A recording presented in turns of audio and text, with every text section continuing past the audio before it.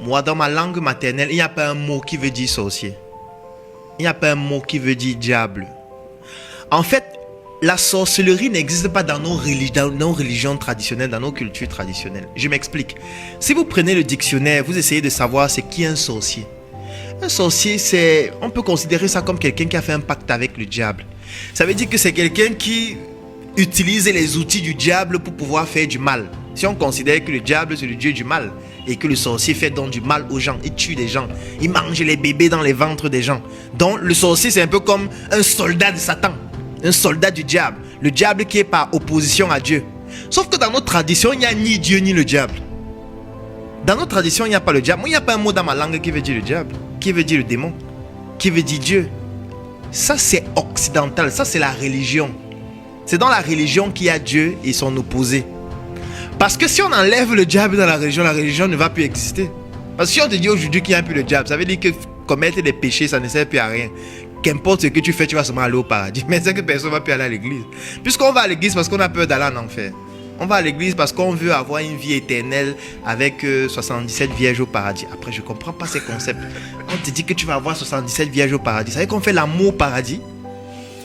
Je sais pas. Est-ce qu'on fait l'amour au paradis devant Dieu avec 77 vierges par personne? Qu'est-ce qu'on veut dire? Quel est le message qu'on veut passer en fait? En fait, on doit bannir tout ça. Ça ne nous sert à rien. Rien du tout. Mais puisqu'on est tolérant, puisque l'Afrique a toujours été tolérante, on peut juste leur dire de faire ça de leur côté. Mais ce qui doit être mis en valeur, c'est notre culture et c'est notre tradition. Parce qu'en réalité, les gens fuient les villages, mais c'est une connerie. Parce que les gens fuient les villages pour venir en ville, vivre dans la pauvreté, dans la promiscuité. Regardez par exemple ici au Togo, et ce n'est même pas seulement au Togo. Vous voyez, on est en train de construire des maisons avec le ciment. Dans un environnement où il fait chaud. Ce qui fait que chacun construit en réalité sa cellule en location.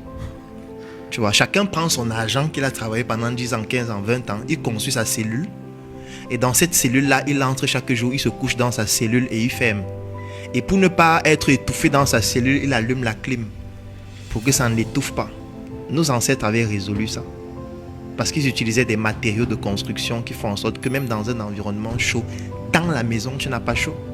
Nos ancêtres faisaient ça il y a cela des millions d'années. Bon, pourquoi nous on est devenus aussi bêtes? Parce que c'est quand même bizarre qu'on soit plus bête que nos ancêtres alors qu'on devrait être plus intelligent. Puisque normalement, on doit venir analyser ce que nos ancêtres faisaient et améliorer ce qu'ils faisaient. Mais sauf qu'aujourd'hui, on est en train de régresser. On est en train de quitter les villages où il y a l'espace, où il y a parfois même le climat agréable, où il y a la possibilité de pouvoir cultiver et tout, pour venir en ville où les canalisations sont pleines partout, où il y a les ordures partout, où il y a la promiscuité partout, où il y a les moustiques partout. Pourquoi? Parce qu'on fuit quoi? On fuit le sorcier.